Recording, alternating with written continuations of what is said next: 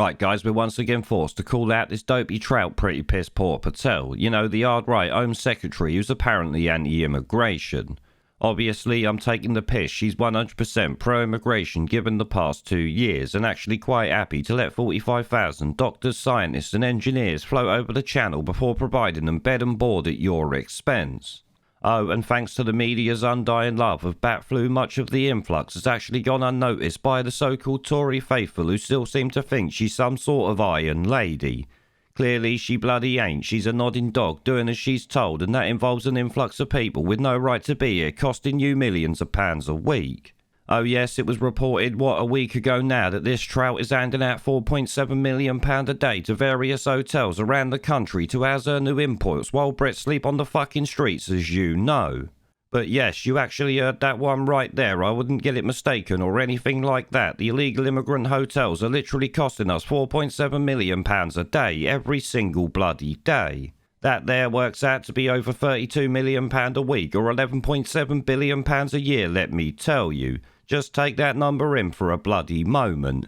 £11.7 billion a year is being completely wanked down the drain housing illegal immigrants by a government who promised to stop the tide coming into the UK.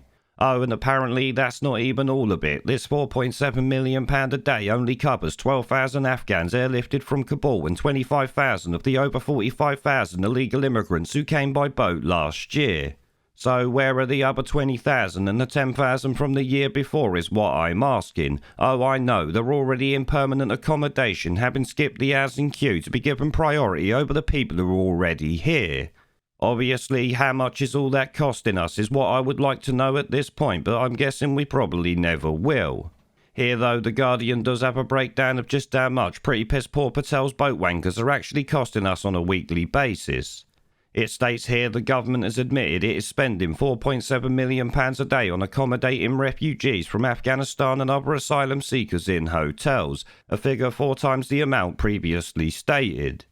So there you can clearly see just taking the piss out of us without a care in the world, it's gotta be said. The Home Office was forced to clarify the costs of the policy after the Department Secretary Tricia Hayes told the Home Office Affairs Select Committee on Wednesday that a total of £1.2 million was being spent every day on hotel accommodation. The department said on Thursday that this figure actually only covered the 12,000 people being resettled after being airlifted out of Kabul. Another £3.5 million a day is being spent on housing 25,000 more asylum seekers. They mean illegal fucking immigrants. So there you have a government official telling outright lies to the Select Committee because they know, given the real figures, would not look good, obviously. Now, if you ask me, all that's written there should be enough for this entire government to be thrown out of office, but in reality, they're likely going to get a pay rise for it. It's fucking infuriating, I've got to say. Now, what makes it more annoying to me is the fact that we have stories here showing hotel chains are closing their doors to cash in on the bumper payday being offered at the taxpayers' expense. Yes, hotels are actually closing to the public to house illegal immigrants because the government is throwing your cash at them every single day. I mean, shit, some guy's wedding actually got cancelled by one doing exactly that, which also puts the staff out of a job. Serco actually bring in their own people, remember. This guy here, though, had booked his wedding at the Best Western Park Hotel in Lancashire before they cancelled his booking to focus on scamming money from the taxpayer for people who have no right to be here, like I said.